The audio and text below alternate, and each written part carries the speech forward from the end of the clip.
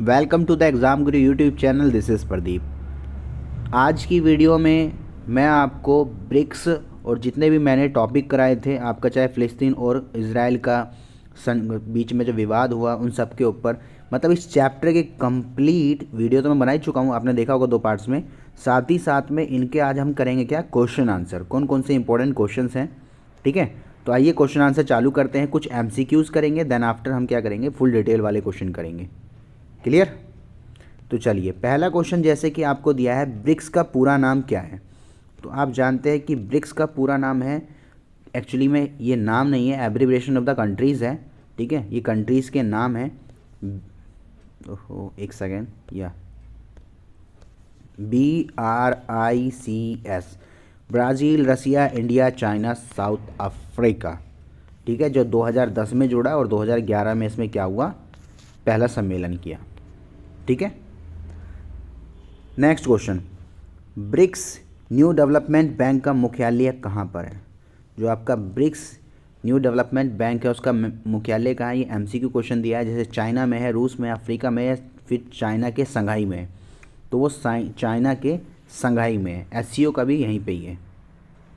Next बात करें, BRICS बनाने के लिए दक्षिण अफ्रीका को ब्रिक्स में कब जोड़ा गया। मैंने आपको पहले बताया था, जोड़ा 2010 में गया, पर इसका जो पहला सम्मेलन हुआ था उसमें 2011 में आया था। नेक्स्ट है, ब्रिक्स राज्यों ने न्यू डेवलपमेंट बैंक पर समझौते पर हस्ताक्षर कब किए जो बैंक के कानूनी आधार के लिए प्रावधान करता है। तो वो जो बना था वो आपका 2014 में बना था। ठीक है, ज़रूरी नहीं है MCQ है, हो सकता है आपका 1 वर्ड क्वेश्चन आ जाए, तो इस तरीके से आप कर लीजिएगा। चलिए, ठीक है, उसके बाद फिर आपके कुछ क्वेश्चंस हैं। ये क्वेश्चन है अगला, ये अब डिटेल वाले क्वेश्चन हो गए, MC क्वेश्चंस के बाद है, MCQ क्वेश्चंस आपको उसके बता दिए। नेक्स्ट, ब्रिक्स के 2 प्रमुख उद्देश्यों की चर्चा करिए, यानी ब्रिक्स के 2 मुख्य उद्देश्य थे क्या। ठीक है, क्यों बनाया गया इसको, तो उसके जो मेन रीज़न है, पहला है ब्रिक्स का प्रकाश एजेंडा काफ़ी जो ब्रिक्स का विकास एजेंडा है वो एकदम अलग है। ये 2008-9 के वैश्विक आर्थिक मंदी पर नियमित और गहन परामर्श के साथ शुरू हुआ था, लेकिन एजेंडा ने स्नातक चिंताओं को जलवायु परिवर्तन, सतत विकास, खाद्य सुरक्षा, स्वास्थ्य, वैश्विक व्यापार आदेश और उसके बाद क्या है, मिलेनियम डेवलपमेंट गोल जैसी चिंताओं को शामिल कर लिया है। ठीक है, और इसी के साथ साथ अंतर्राष्ट्रीय आर्थिक और वित्तीय संस्था में सुधार, अंतर्राष्ट्रीय क्षेत्रीय राजनीतिक विकास के क्षेत्र में भी इन्वॉल्व हो गया। पहले तो इसका सिर्फ आर्थिक मंदी के लिए था कि जो आर्थिक मंदी होगी उसको कैसे कंट्रोल किया जाएगा, पर साथ ही साथ में इन्होंने क्या करा, आपका सैचुरेटेड डेवलपमेंट एंड फूड, उसके बाद आपका हो जाता है सिक्योरिटी, हेल्थ, ठीक है, ग्लोबल प्रॉब्लम्स को, जितनी भी ग्लोबल प्रॉब्लम्स होती हैं उन सब में क्या हुआ है, इंगेज हो गया। नेक्स्ट क्वेश्चन आता है, ठीक है, क्लियर। नेक्स्ट है, ब्रिक्स की किन्हीं 2 विशेषताओं की चर्चा करो। देखो इस तरह, ये सारे एग्जाम में समझ लो आने वाले क्वेश्चन हैं, इस तरह के क्वेश्चन ही फॉर्मेट होते हैं।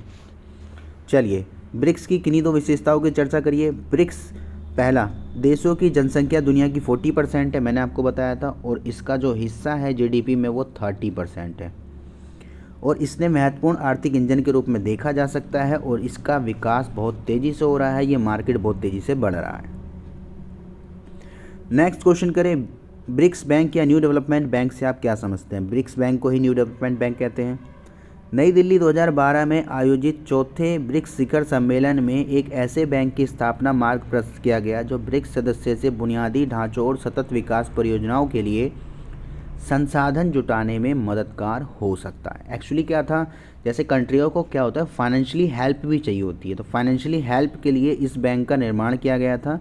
अब ये न्यू डेवलपमेंट बैंक जो है आपका, ये क्या करता है, NDB, ये इन कंट्रियों को फाइनेंशियल सपोर्ट प्रोवाइड कराता है। अगर किसी भी कंट्री के पास कुछ फाइनेंशियल वीकनेस आती है तो उनको सॉर्ट आउट करने के लिए ये क्या करते हैं, फंड प्रोवाइड कराता है, और इस फंड के थ्रू क्या होता है, फिर कंट्री अपनी प्रॉब्लम्स को सॉर्ट आउट करती है। जिस तरीके से हम लोन लेते हैं, हमें लोन पे इंटरेस्ट देना पड़ता है, पर ये बैंक जो होता है एक आपसी सहमति से क्या करता है, एक दूसरी कंट्री की हेल्प करता है। किस दृष्टि से ब्रिक्स भारत के लिए महत्वपूर्ण हो सकता है। अब बात करें, why is BRICS important for our nation और इंडिया। भारत आर्थिक मुद्दों पर परामर्श और सहयोग के साथ साथ सामयिक वैश्विक मुद्दे जैसे भारत में क्यों इम्पोर्टेंट है, अभी हमने बात करा ना, आर्थिक समस्याओं का भी समाधान करता है, आर्थिक अंतर्राष्ट्रीय मुद्दे भी समाधान करता है। तो ये भारत में क्या काम करेगा, पहला तो काम करेगा अंतर्राष्ट्रीय आतंकवाद। आपको पता ही है पाकिस्तान से आए दिन अपने लोगों का चैपे चलती रहती है, ठीक है, तो उस प्रॉब्लम्स में बहुत बड़ा रोल प्ले कर सकता है। अब तो खैर पाकिस्तान भी कंट्रोल हो गया है, पर आज से 10 साल पहले आप जानते हैं कि पाकिस्तान की क्या हैसियत थी और वो किस तरीके से बातें करता था इंडिया से, ठीक है। हर दिन आप सुनते रहते थे कोई ना कोई विस्फोट हुआ, आतंकवाद घुसा है, यहाँ पे ब्लास्ट हुआ, ये हुआ, बट अब तो फिर भी बहुत ज़्यादा कंट्रोल हो चुका है। रीज़न है टेक्नोलॉजी, ठीक है। चलिए, और बाकी तो आप भी समझ सकते हैं कुछ पॉलिटिकल जो चेंजेस हुए हैं पार्टियों के, गवर्नमेंट के, सेंट्रल गवर्नमेंट के, उसका भी कुछ मुद्दा हो सकता है। अंतर्राष्ट्रीय आतंकवाद, दूसरा जलवायु परिवर्तन, फिर खाद्य और ऊर्जा संबंधी, सुरक्षा संबंधी, सुरक्षा मतलब जानते ही आप, अंतर्राष्ट्रीय संस्थाओं में सुधार आदि के माध्यम से ब्रिक्स की सामूहिक ताकत से लाभान्वित हो सकता है। यानी कि भारत को लाभान्वित करेगा, प्रॉफिट प्रोवाइड कराएगा इस दृष्टि से, इसलिए भारत इसका आज एक पार्ट है, ठीक है। नेक्स्ट आते हैं, अगला है नेक्स्ट क्वेश्चन है, भारत आज विश्व के, ये वाला तो हो गया है ना, हाँ, भारत आज विश्व के एक बड़े बाजार का रूप धारण करता जा रहा है, क्या आप इस कथन से सहमत हैं, और हैं तो इसकी पुष्टि करो। यानी इंडिया की मार्केट जो है वो तेज़ी से बढ़ती जा रही है, ठीक है, इसको आपको प्रूफ करना है। तो जी हाँ, इंडिया की मार्केट बहुत तेज़ी से ग्रोथ कर ही रही है, वाकई में बात सही है।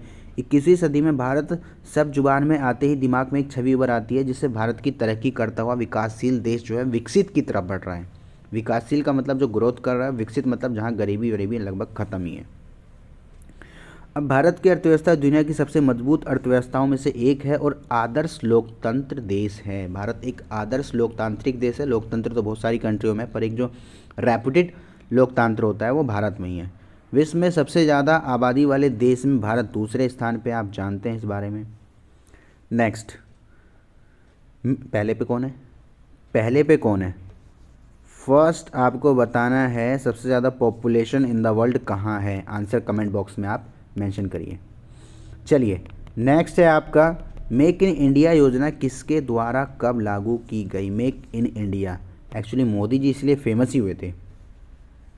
निर्माण को बढ़ावा देने के लिए, संवर्धन के लिए माननीय प्रधानमंत्री जी, जो हमारे अभी करंट में भी हैं, नरेंद्र मोदी जी ने 25 सितंबर 2014 में सरकार बनाई और उसी साल इन्होंने मेक इन इंडिया प्रोजेक्ट चालू कर दिया, ठीक है। और इसका मेन मकसद क्या था? निवेश करवाना, यानी कि फॉरेन कंट्री जो है वो निवेश करे, ठीक है, भारत के अंदर प्रोडक्ट बने। भारत क्या डिपेंडेंट ना हो कि सारे प्रोडक्ट इंपोर्ट करे, बाहर कंट्री से ख़रीद करके उनको यूज़ करें, नहीं, बल्कि भारत में प्रोडक्ट्स क्या हो, मैन्युफैक्चर हो। इसीलिए इसका निर्माण किया गया था। मैन्युफैक्चरिंग के लिए, संरक्षण और अभिनव प्रयोग के लिए वैश्विक केंद्र के रूप में बदला जा सकता है। अच्छा, ये भी बेनिफिट है, आप जानते हैं अगर make in India project completely follow होता रहा तो हमारे देश के अंदर क्या होना था, एम्प्लॉयमेंट बहुत तेज़ी से बढ़ना था, है ना। क्योंकि जब हमारे यहाँ कंट्री के अंदर वो क्या कहते हैं, मेक इन इंडिया प्रोजेक्ट चलेगा तो हमारे देश के अंदर ही क्या होगा, लोगों को रोज़गार मिलेगा। रूस के साथ अपने संबंधों से भारत की किस प्रकार लाभ प्राप्त हुए? यानी कि भारत और रूस के रिलेशन कैसे हैं? देखो, स्टार्टिंग से ही रूस हमें बहुत सारी हेल्प कराता है, ठीक है, चाहे वो फाइनेंशियली हो, चाहे वो क्या कहते हैं आपका इकोनॉमिकल लेवल पर हो, या आपको क्या हो, डिफेंस लेवल पर हो।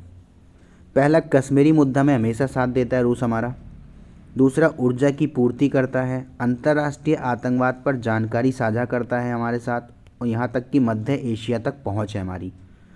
चीन के साथ संबंधों को संतुलन करता है। भारत की परमाणु ऊर्जा की योजना बनवाता है। और सबसे बड़ी बात जो अभी करंट में चल रही थी, जब हमारा युद्ध चल रहा था, अमेरिका ने मना कर दिया था, तब तेल संकट के दौरान भारत की सहायता करता है। भारत को अगर कभी भी तेल की आवश्यकता पड़ती है तो समझ लीजिए हम रसिया से बिना बोले हमारे पास तेल आ जाता है। एक इस तरीके का रिलेशन हो चुका है।